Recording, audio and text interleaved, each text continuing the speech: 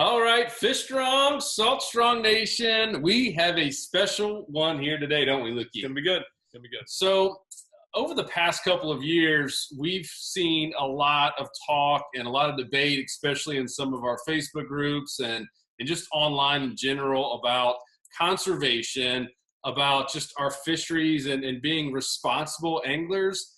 And then one final piece that I think is coming up more and more, like I know we're personally getting blasted a lot, is just the proper catch and release, how you want to hold these fish, how you want to release them, how to increase the odds that these fish are not just going to swim away, but actually live and survive. And so we brought on two of the best experts out there. We want to thank Lisa Fitzgerald for making this introduction originally. We got Will and Greg. First of all, guys, like talk about what you're doing, like what your roles are, and then let's just get right into it. I really want to hammer home some of these numbers, like staggering numbers, and then how we can, fix some of the issues that are out there.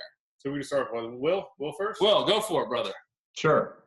Hey, I appreciate you guys having me. My name is Will Johnson. I work for Building Conservation Trust, and we are the habitat arm of Coastal Conservation Association.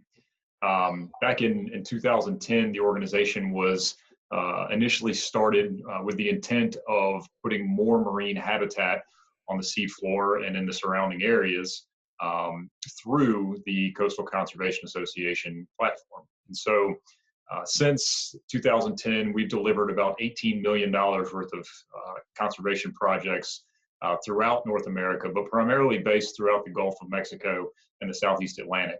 And that equates to roughly 15 independent projects.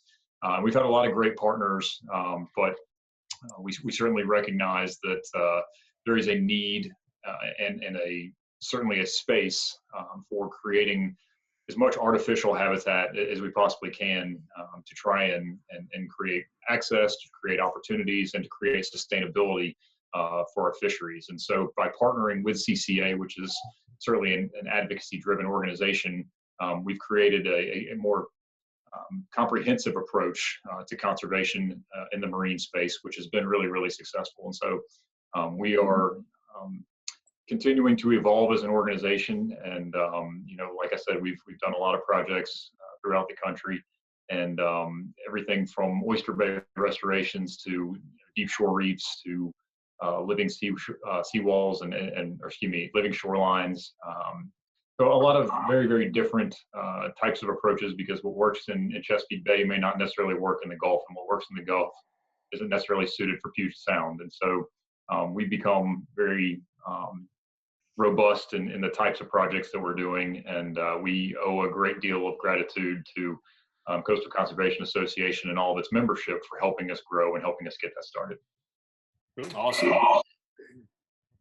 Greg, what about you? Yeah, well, I'm a professor at Texas A&M in Corpus Christi, and so I do a whole variety of sport fish research. But the main area I deal with, focus on what you guys do, is I direct the Center for Sportfish Science and Conservation. We really call it the Sportfish Center. And we do a variety of work from artificial reefs to inshore habitat. We work closely with Building Conservation Trust because obviously habitat is key. But recently we've been focusing a lot of our efforts on catch and release. And we get a lot of questions about how do you go about catch and release? What's the real science behind it? Of course, every angler wants to know. They want to be conservation minded and release the fish. But the obvious thing that has to happen is for that program to be successful, those fish have to survive. And so we want to empower anglers with the best scientific information that they can get their hands on to ensure that if they're releasing fish, that there's a high probability those fish are going to survive. And because we got so many questions, and obviously we just wanted to get our research out there into the angling public, we recently partnered with Shimano and CCA, Coastal Conservation Association, to form this program called what we call Release Sense. It's a play on words. Release makes sense, release sense. And that's really what that program is about, is how do we go about using science to practice wise catch and release practices. And I also want to say we certainly have no problem with catching and eating fish and enjoying the meal that's provided by the fish that you catch. We think that that's a very important component of the recreational angling experience. But more and more people are willing to say, hey, I just want enough fish for tonight's dinner and release the rest. And how do I go about doing that in the best way? And that's what Release Sense and some of our research is about. Cool. Yeah, even for us inshore anglers, whether we are going for dinner or not, yeah, there's always going to be a lot of fish that are out of slot or that you can't legally keep. So yeah, so pretty much everybody, whether you're keeping fish or not, you have to release fish, and it only makes sense to do it the best way possible. So exactly. Unless you get skunked, of course, but that's our job to make sure people don't get skunked. So let's to clarify too.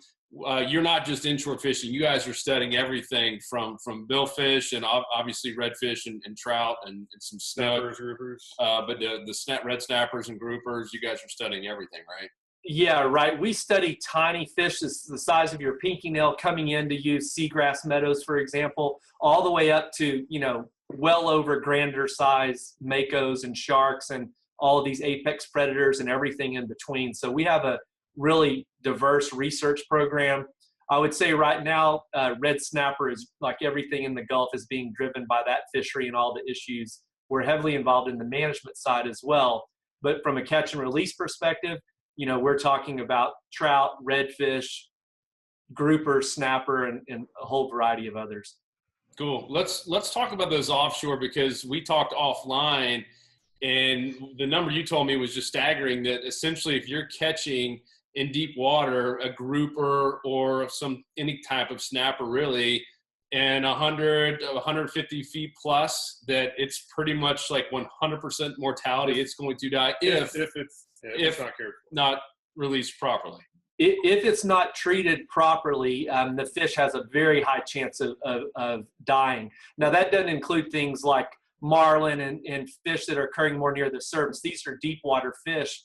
You might imagine at the bottom at 150 or a lot greater depths, you have all these compressed gases in their bloodstream, and as you bring them to the surface, those expand, just governing by the law of physics, and that air has to go somewhere. So anglers will catch a snapper or grouper, and its stomach is coming out of its mouth. Typically, its eyes are bulging. Oftentimes, the air is coming out from underneath their scales. And most of the time, that fish can't resubmerge. So if it doesn't die immediately, predators will get it and that kind of thing. The good news, though, is that if they're handled properly through venting or the use of what we call descender devices, or devices that allow for rapid recompression of those gases as you send them back to the bottom, you can convert that mortality into survival in a really successful manner. Cool. And so which one do you guys like best? Yeah. What are you recommending in terms of devices? Well, we recommend both venting and descending. Venting, the problem with venting is we were working with some other groups and some other of our studies that have shown most anglers don't know the proper way to vent. They want to vent the stomach, which is the protruding organ coming out of the mouth, which is kind of looks like that's what you should vent, but obviously that's a bad thing to do. And there's a whole variety of information out there about the best way to vent by sticking a hollow needle behind the pectoral fin and letting the gases escape. And if you do that, we did some studies in the lab where we had hyperbaric chambers, and we simulated this in the lab in very controlled conditions. And we didn't see a difference between venting or using these devices where you typically descender devices where you click something to their lip and you essentially rapidly send them back to the bottom where those gases recompress. And both of those techniques work really well. For novice and beginning folks, we tend to prefer the descending devices because it doesn't involve sticking a needle into a fish. But done appropriately, both techniques are equally effective. So when you drop the fish down, how does it release it? Is it based on the depth? As soon as the pressure it opens up, or does it vary on device? Yeah, so there's a variety of devices as simple as just a barbless hook and a weight, and you send it down and jiggle the hook loose. There's a very low-tech one called a Shelton descender device, and if you imagine a reverse safety pin that doesn't click shut, and the weight holds the hook in place, and you send it down, and as you lift the rod up, the hook just comes out. That's a $2 cheap way to do it. The more cat-like versions that are coming out is a device called Sequelizer, like a play on the C and equalize.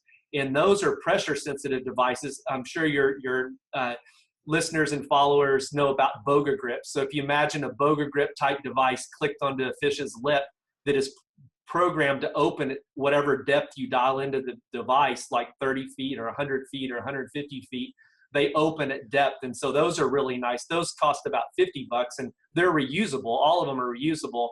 And, you know, that is not, you know, you guys know how much lures and rods and reels cost in an offshore trip. $50, you'll spend more on ice than that. So, you know, it's a well worth that's the device that we're using for our scientific trials right now. Got it. So what's the downside about both devices? Obviously with a needle, you know, you hit the wrong spot, or if you're putting it in their stomach, you're probably going to kill the fish.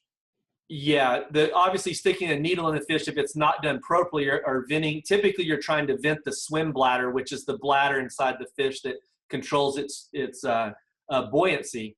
You could hit an internal organ or something like that. If you do it according to our prescribed methods, you can avoid those organs, but you know, it takes some practice. And on bigger fish like larger grouper or large snapper, you typically can't get all the air out some of the times unless you really press on the fish, and you know, it's a little difficult to do. So you know, that's sort of the difficulty with venting. Rapid recompression, the drawback is, you know, you've got to send the fish back down. So you're, you know, if you're the unlucky guy that's the descender for the day, you don't get the fish, you just descend them, for example. But no, but it does take some time to send the fish back to the bottom. But anglers have gotten creative. They rig the descender devices in line with their bottom fishing gear, so they're sending one fish down and trying to catch another while they're. So there's a variety of ways to do it. But I think most anglers, they don't like to see a fish, especially a big snapper, out of season floating behind the boat, and they're more than willing to do that. So we've gotten a lot of positive feedback. Cool. So let's move inshore. I'm real curious about that because we didn't talk about that offline. Like, do you guys have percentages on maybe general population of inshore fish that do die because of mishandling? Like snook, redfish, trout, or like by specific species? What do you got? Yeah, so your typical inshore species, trout, redfish, snook, those types, you're not generally dealing with deep water, you know, decompression like you imagine. And those species do really well. Overall, we see about a 90% survival from catch and release. So that, you know, 9 out of 10 fish surviving, you know, those are good odds. And so we're really happy about that. And that includes spotted sea trout, which many people thought, you know, that they were too delicate to handle. And that's really not the case at all. In fact, some of our control trials where we wipe the slime off, or we leave them out of the water for long periods of time, we have difficulty killing them. You know, they're much harder than you think. If you're just snapping a picture and releasing them, they do very well. To know whether they live or die, we put in electronic tags, and then so we're making a small incision, we're stitching it up. You know, they're handled heavily, and we see very high survival with the fish once they're, you know, turned back into their natural environment. So we're really happy about that. So what's the worst thing? I assume, you know, as far as the eyes, you know, I assume the gills, any kind of issue with the gills would be the number one thing to make sure to be mindful of. Yeah, that's exactly right. That where that 10% mortality comes from typically comes from deep hooking. What we discovered, especially in spotted sea trout, is that if they're deep hooked, those are the fish you'd want to keep or catch, you know, that you catch that you might want to eat. Those almost certainly are going to die, especially for trout. We saw 100% mortality for spotted sea trout that were deep hooked. And it turns out about 10% of the fish, of the thousands of fish that we've run through this study, about 10% of them are deep hooked. And that's typically where your mortality comes from. Once in a while, the gills might be torn or you have a gill injury. They do survive some from that, but gill injuries are particularly fatal. But if they're hooked externally in the side or even in the eye or a variety of places, those fish do very well. They handle catch and release no problem. Did you do any testing on like a vertical hold? You know, if say a trout, for instance, is held vertically versus two-handed, horizontally? Yeah. Noticeable difference there? We did. We did trials on everything you can imagine, from hook type, bait type, treble hooks, single hooks, barbless hooks. And one of the ones we did, because there was some controversy on the internet about people with a boga grip holding a fish up and its internal organs getting compressed. And we recommend that you hold them sideways and support that weight that the water would normally do. But in fact, when we actually did those trials, we didn't see any scientific difference. It didn't harm the fish as bad as you might imagine. You know, the number one thing that caused mortality was angler skill level. And if you might imagine, new anglers that can't detect the bite as well, they're slower to set the hook. The fish has a higher chance of swallowing it. And that's typically, we did see an effective skill level, where advanced anglers rarely had a deep hook fish, where beginners, it was quite common. But the good news there is that beginner anglers learn really quickly.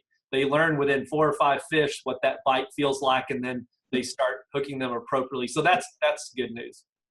And when you say deep hook, is that like all the way into the stomach, or just, you know, I guess, is there a certain line, a certain depth that qualifies for that?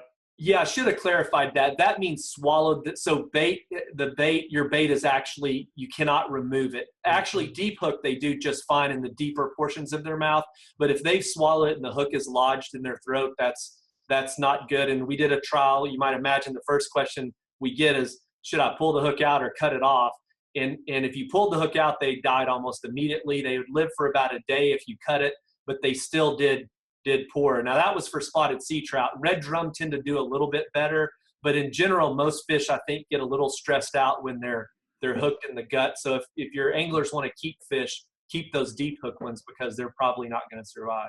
Yeah, because last Labor Day, I was fishing with our dad, and I caught a redfish. It was like a 19-inch redfish, but it had a line coming out of its mouth, and it was something that was totally in. That was the first fish I've actually caught that did survive it. So it was clearly feeding. I just cut it, you know, trimmed the line as close as I could and released it. But that was the first fish I've seen that was eating active. Yeah. Redfish tend to do a little bit better. I've caught them many times with hooks inside, and in fact, even one time just a few months ago, I caught one where the hook was being expelled through the side of the fish. It had swallowed it, and over time it was working out. So they are a little hardier, but snook, spotted sea trout, and some of these fish that are a little more on the delicate side, swallowing that hook is problematic. Cool. So let's talk about the gills, because you mentioned that. Like, let's talk about just some maybe obvious and non-obvious no-nos about specific inshore fish and handling them by the gills, or holding them up by their gill plate. Yeah, gill damage is also pretty much a death sentence if they're severely damaged. So you want to protect the gills. Obviously, one of the best places to hold a fish is kind of right behind the gills. So you want to make sure that your fingers and thumb and hands are not getting up in the gills. That's not a good thing, because the gills are so delicate and they can easily tear. And once that happens, you know, that's not typically something they can recover from. So the idea in general, just good catch and release practice, is just handle the fish as minimally as possible. Keep it in the water as much as you can. We highly recommend boga grips or lipping type tools, and then get the hook out. There, we saw no issue with snapping a quick photo, or, I mean, obviously part of that experience is you want to capture that moment. That didn't tend to cause too much of a problem if you can get that fish back in the water very quickly. And then also, upon release, you don't want to just release it.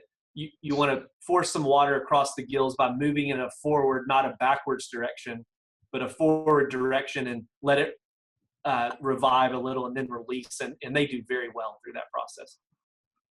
Does side to side do any good, where if there's not much current, that just moving them kind of the head side to side, is that, I know is bad. I've just always been curious about that. Yeah, moving them side, you typically don't want to pull them backwards and reverse the water across the gills. That's not a good thing. In fact, that can actually stress them out quite a bit. But moving them side to side, kind of holding the tail and moving them back and forth as you're kind of pushing them through the water, that helps them orient and gets the water flowing. And they tend to, many times you can't even hold them back once you start doing that. So what about slime is another thing that I've heard two stories on, like, you know, meaning how critical is it that you wet your hands, obviously, if you can, or if they're laying in the sand, you know, I guess how detrimental or is it a non-issue if the slime is wiped off or if like sand is on it? Yeah, that's been a little bit of an elusive question for us because we suspected that removing the slime layer was bad. In fact, we held a lot of these fish in captivity in big tanks in the laboratory. This was a spotted sea trout study we did. And up to 2 weeks after, you could see your handprint on the side of the fish, like, you know, your individual fingers. Wow. The trout took about 4 or 5 days to get adjusted to the captivity before they would eat. But once they started eating, that went away. But you could see that slime layer, you know, there was some damage. And also many times you might notice that your line also can scrape the slime off that you'll see there. But what we did do, though, is we did catch the fish. We completely removed the slime layer with a towel as much as we could, and then put them back. And we didn't see, I don't think it was good for them, but they didn't die from it. So, you know, we recommend, you know, minimize holding with a towel, minimize that slime layer, because that is their protection. That mucus layer prevents bacteria and other harmful microorganisms from infecting them. So we certainly don't recommend that.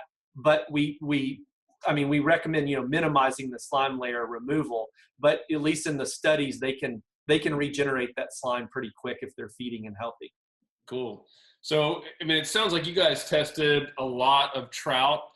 But when I've heard so much about some of these bigger, like, you know, big bull reds and you know, 40-inch snook, when you are holding them, especially maybe by the lips, like on a snook and, you know, vertically, that, you know, one, you could break their lip and they're not going to be able to eat for a while, or, I mean, or you're breaking their jawbone, I guess is the right word, not lip, breaking their jawbone. Yeah. And then also just holding a fish that big that might be 20 plus pounds vertically for a certain amount of time is just literally going to kill them. I mean, is there some truth to that, or? Yeah, I mean, if you imagine, you know, in the water, obviously is a lot more dense than air, so it's supporting the fish is not used to having to fight gravity in the air. And so having all those organs compressed down towards their tail, holding them vertical is not we certainly don't recommend that. We recommend supporting it. I know exactly what you're talking about. Many anglers have reported that the lipping tools have a tendency to break the jaws on the bigger fish. So giving that support is a good thing, and we would highly recommend that, especially for those larger fish. But were you guys able to like test that? Could you actually, you know, see a jaw breaking? Like, I mean, I don't know if that's even possible, but where it just wouldn't eat anymore because of that, or? Yeah, well, we didn't specifically test the large fish of, you know, when they're up, you know, the very large ones. One, you know, we just don't catch that many large fish to test that. But it's just, you know, that would just not be a good practice. Unfortunately, I have experienced, you know, been with anglers where the jaw is broken, you know, and that's obviously something we don't like, and, you know, you feel bad and that sort of thing. And so if there's anything about holding it, you know, it helps the integrity of the jaw. Those jaw bones on particularly spotted sea trout and snook are really weak. And so it doesn't take much leverage to break them. So supporting them is just good handling practice. Yeah. So the best practice would be boga grip the lip, and then if you do raise it for picture, secure the belly, the midsection with the other hand. Right. Exactly. Perfect. Cool. Yeah, that's just such a like controversial, because, you know, especially with us, we're running, you know, essentially an online company, and a big part of our company is our community. And, you know, you have people holding everything from bass, you know, like literally vertical with the lip, especially if you're fishing by yourself and you really want to get that picture to show your friends or to show on Facebook. Yeah. And sometimes the only option is to get a quick pic. And I've seen it both ways in terms of research, where they say, you know, doing it for a second doesn't hurt a 5 to 6 pound fish, but it literally might kill a 20-pound fish. I don't know. Yeah, and I would say, I mean, and at least from our work, we just don't have any data either way. I would suspect just from the small fish, it's just not, you know, there's just not enough mass there to do much. But the larger fish, you know, when you're talking about redfish or trout or snook, you're getting the 25-inch realm and greater, then you're starting to get to where the body weight has enough leverage to do some damage, and the internal body weight of the organs is much heavier. So, you know, that's when you want to just support that weight. Yeah, even for anglers in kayaks, like Tony, for instance, is amazing at it, where he just sets it for getting good pictures, fishing alone. He just sets up his phone as he's fighting the fish or before, and then it's on. That way he just lifts it up, picture, and bam, it's done. So fishing by yourself, you still can get good pictures. You just have to plan ahead. Yeah. Just plan accordingly. Yeah. All right. So another controversial one. I'm going to bring it up. And Will, we're bringing you back on. I know you've been sitting there patiently. No worries. Treble hooks. So, we have mixed, personal reviews, feelings on them. We haven't done many reviews I don't use on any trebles. Like you guys do many studies on that? We did a study for spotted sea trout and redfish on treble versus J hooks as well as true circle hooks. And by the way, just before I tell you the results of my study, all my baits, I've gone, including top waters, to single hooks. One, they're just safer and no one wants a handful of treble hooks, and I have to say, I may have noticed a little bit of the smaller trout don't hook up as well in the top waters with single hooks, but the big 20-inch plus trout almost have the same hookup rate as the treble hook. So we've gone almost exclusively single hooks for all of our baits. And however, we did the study and we didn't see an effect with the study, whether it was circle hooks or offset hooks or treble hooks. The circle hooks and the offset, or you might call them a kale hook. Depending on what manufacturer, they all call them a little bit different. But the semicircle or circle hooks almost always catch the fish in the corner of the mouth, and that's a very good thing. For our shark work we do offshore, where we're putting very expensive tags, tracking tags and sharks, we exclusively use true circle hooks because it almost always is hooked in the corner of the mouth. So we recommend, but on the top waters, just standard J hooks are what we use, and just because we just feel that it's just a little better practice, even though there may not be a scientific difference. I can tell you what I do personally, but scientifically we don't see a difference. And Will, what about you? What do you use? You a treble or J or? No, most of the time I'm using circle hooks or J hooks, spoons, stuff like that. Yeah. And I don't know in terms of like CCA or your group, the BCT, getting all these acronyms right. Right. Like, I mean, do you guys get involved in that, and like, how, what are your thoughts on the catch and release? Like, or are you guys just teaming up with people like Greg to get the word out? Yeah, what's really great about our alphabet soup of organizations between CCA and BCT and is that we all specialize in something a little bit different. And so where, research regarding, catch and release or proper techniques or any of those type things are concerned, we don't really delve into that too much. We kind of allow people like Greg to weigh in and give the advice that's, being sought just because that's what they specialize in. Where we really excel is in understanding how to deliver habitat. And so that's where the vast majority of our focus, remains. Cool. Good team, good combo. Yeah. Got the habitat, got the healthy fish, everybody wins. Yeah. So I'd love to hear from both you guys on this one too. What do you think, and it doesn't have to be what we're talking about here today in catch and release, what is the biggest threat over the next 10 to 20 years, for our fisheries here, and especially from Texas up to the Carolinas where we're all kind of involved? Well, I would start, there's probably, there's several things, but a combination. The biggest one is probably habitat loss. And, that's where really Will and BCT really come in to offset some of the just damage we've either done from direct habitat degradation or just things like in Louisiana, where by the time we finish this podcast, there'll be another football field of marsh will be gone just from the land sinking. So, habitat loss, and habitat could be broad. That means water. You got to have good water quality coming into the bay, and so habitat broadly. That's a big issue. Another one that facing us, of course, is just the numbers of anglers coming to the coast to fish. And that's on one hand, that's a great thing. We want more anglers. On the other hand, that means more pressure on the resource. So that means we need to be more conservation minded for things just like we're talking about today, release, habitat, and so on. The other thing, just from the management side of what we deal with a lot is just access to our fisheries, and having access, and we have shared fisheries with commercial and recreational fisheries offshore, and there's pushes oftentimes by different groups that would like to curb recreational access, and obviously we are very much opposed to that, and so assuring that we have access. And so if we have good habitat, our state agencies in particular do outstanding job of managing our resources inshore. So we have an abundance of robust population. And then if anglers show that they're conservation minded and they care about the habitat and the resource in a very positive way, it makes it for an easy sell of our sport to ensure that we have access for future generations. So those would be my top three. And of course, we could have a whole other podcast about stuff like that. Will, what do you got?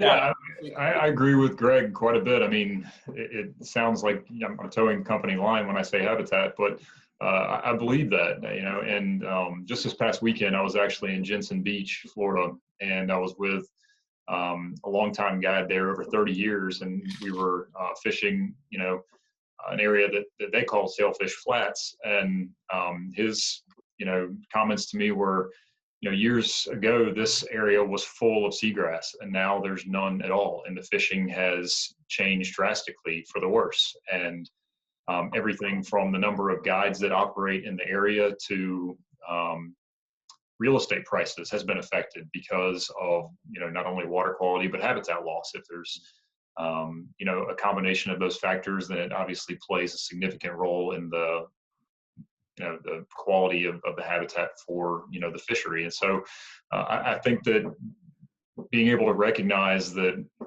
habitat is constantly being eroded away in a variety of different capacities, and knowing that we have an opportunity to do something about it through mechanisms like BCT should be very, very important to people, and recognizing that if they do have concerns about it and they do want to see changes in that they can align themselves with our organization and with CCA and make an impact in some regard.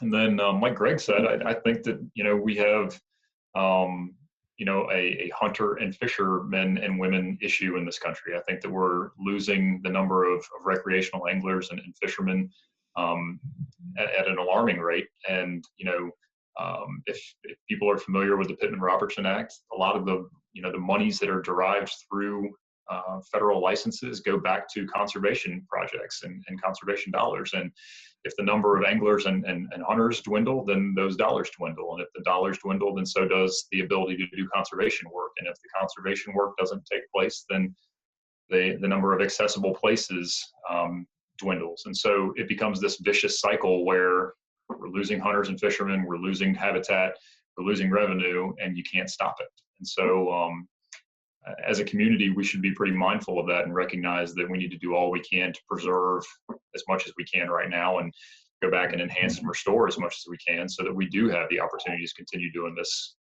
in perpetuity. So very well said, both you guys. The gentleman that you fished with, the captain who's been there 30 plus years, what's his solution? Like, guys that are literally on the water like that every day making a living, does he have a big picture solution? What would he do? I'm just curious. What's the best plan? I know that's what you guys are doing day to day, but what is the answer? Yeah, I don't think that there is a clear-cut answer for individuals like that, because for the most part, the best thing that they can do is educate themselves as much as possible on what's going on in their territory or in their region, and try to pick and choose sides. But now there are so many different perspectives and so many different opinions and so many different factors that come into play that it's difficult to cut through what is opinion and what is actually science. And I think that's where we're very, very lucky to have researchers and people that are well educated on this stuff, like Greg, who are able to kind of weed through some of that stuff and tell us what really needs to happen. For that particular gentleman, he said that for his money, and of course we were at a CCA event for the weekend, but for his money, he says there's no better group for him to align himself with than CCA, in trying to make sure that they're doing something to be proactive to manage these issues. Because that's really what it is at this point. It's a management issue more so than it is a stopping issue, because it's going to continue to happen. It's just at what rate, and are we able to subsidize it any by adding new habitats or restoring or enhancing others. Cool, good stuff. Greg, what's next on your list, man? Like, what's the next big test? And I know we covered, you know, these bottom fish, if you will, grouper and snapper and some of the inshore stuff. And feel free to talk about any other stats that we missed, just because we're not as interested in it. I'm sure a lot of our audience is, including like sharks and billfish, et cetera. So I'd love to hear those two things. Yeah, so we're expanding some of our work to look at some of these more offshore species, or what we call more coastal species. For example, king mackerel. They're accessible, well, in your neck of the woods, you know, even from shore and near shore for us. They're not probably some of the best fish to eat, typically because the larger ones have heavy contaminant loads. So there's a lot of release occurs in those fish. And so trying to figure out what's the best way to release those is a little bit challenging. And so we'll be working on that. I'm sure on your radar, as well as ours out here in South Texas, is cobia.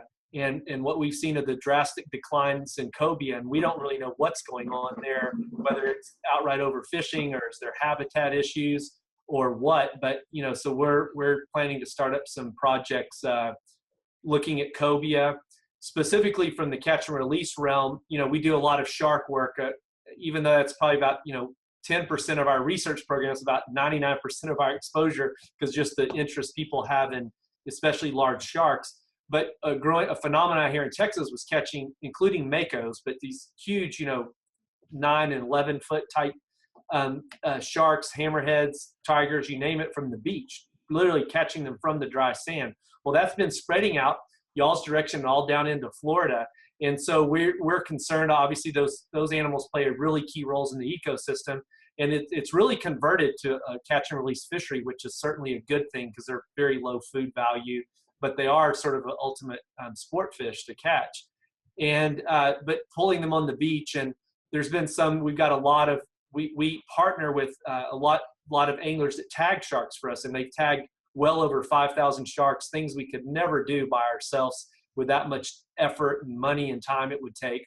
So we're really proud of that, but also, that pulling an animal like that on the beach and how you handle it and getting it back in the water. And of course, there's been some photographs going around the internet, a little bit controversy about, a little more, too much of maybe a hero shot with the sharks and the jaws open and stuff. And what does that do? And so we're trying to put some science to that and say, okay, well, what's the best way to handle these really heavy animals that is similar to the sort of lipping discussion we had in supporting the weight. And so the good news, though, is that we see really high survival. So if it's done right, you can enjoy the animal and that experience, and it's available to do its thing in the ecosystem. So those are a few of the projects we'll be going. We'll be also focusing a lot on artificial reefs coming up, which are sort of back in the habitat realm and not so much in the catch and release. But that's an important project for our program coming up. Cool.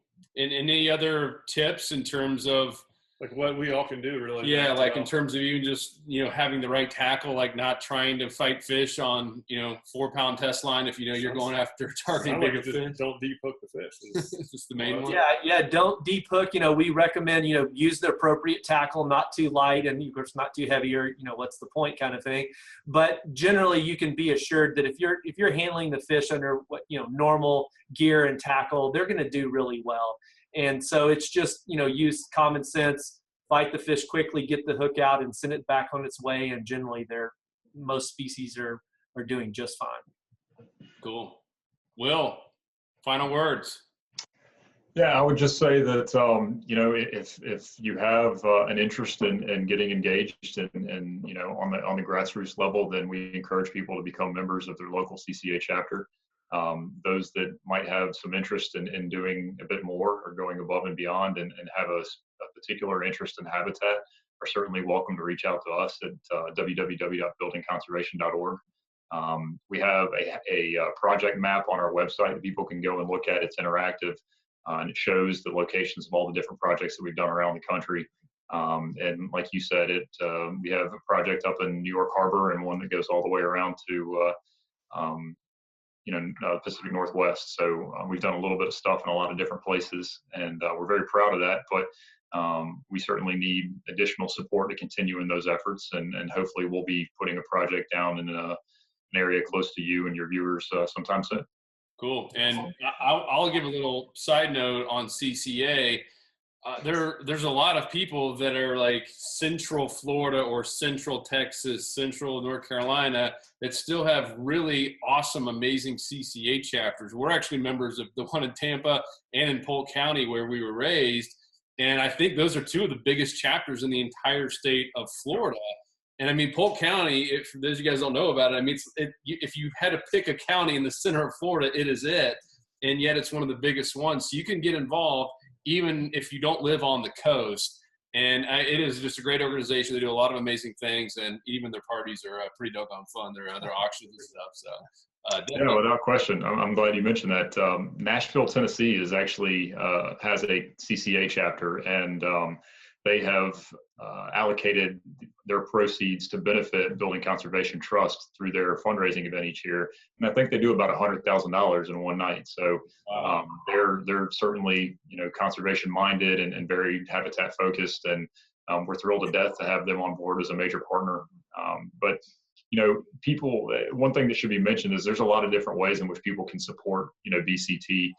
We work with state and federal agencies. We work with corporate organizations, we work with private family foundations, and we work with individuals. And so we have a lot of different people that come to the table with an interest and a motivation to support marine habitat. And so we try to be pretty variable and comprehensive in the ways in which we do our business, and we make it really, really easy for those that want to get involved with us. Cool. And what's like best website or social media handles? What's the best way to find out more? Yeah, absolutely. We have our own independent website. It's www.buildingconservation.org. You can find us on Facebook at, I think it's at CCABCT, and then our Instagram handle is #CCABCT as well. So perfect. Check us out. We actually just did a project deployment in Volusia County, Florida this past weekend, and there's some video up that shows a 150-foot cargo vessel being deployed to the seafloor. And you can see the video. We actually had a GoPro attached, so it shows the entire submerging process and everything. It's pretty neat. That's cool. You guys got the GPS numbers, I assume, publicly? Yeah, they are public. They are for public consumption. So. I have to hit up Daytona Beach here in a little bit. Give it a little time to mature, but man, awesome. That's a good point. Every project that we do is available to the general public. Nothing that we do is for private. Yep, awesome. Good job, man. Thank you, and thank you, because you were the first intro, and you kind of helped put this whole thing together. So awesome job, man. Absolutely. Thank you guys for having me. Yep. Greg, final words and ways that people can contact you. Yeah, and I'd just say there's a lot of ways to get involved for anglers to give back and do their part, whether it's working with groups like CCA and BCT and planting marsh grass, or helping create habitat, or working with us. They're all the rage now as citizen scientists, and getting more experience out of your fishing type experience of whether it's tagging fish or doing a variety of things. There's a lot of ways anglers can get involved, and if they're interested, they can go to our website. If you go to sportfishresearch.org, that's sportfishresearch.org. There's all type of information there. And as well as our new program that we just rolled out, this partnership program with Shimano and CCA that's Release Sense, that's releasesense.org.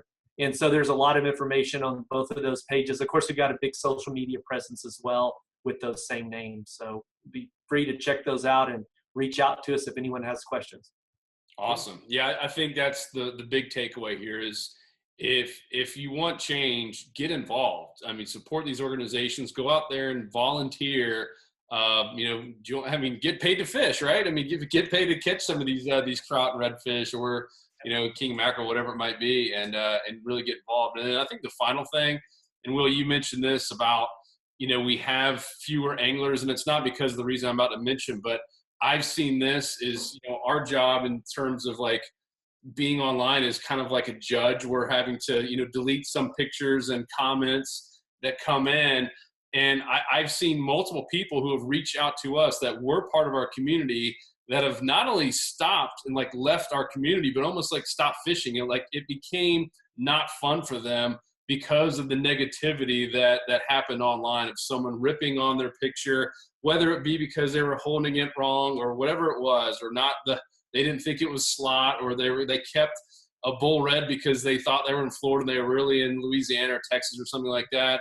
I just say the one final thing is get involved and just be positive. We're all in this together. We got to be anglers helping each other out, not bashing each other and ridiculing each other and belittling each other online. It does not help at all.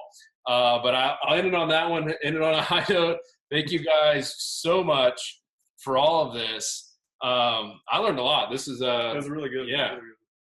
I thought for sure you were going to say like the worst thing was how you hold them, but the deep hook, man. I'm still using single hooks. Yeah. And Greg even said you catch more big trout than the small ones we miss, so that's perfect. Yeah, catch or release before you even touch them. That's as easy as it gets. Let the little ones go off and do their own thing. Yeah.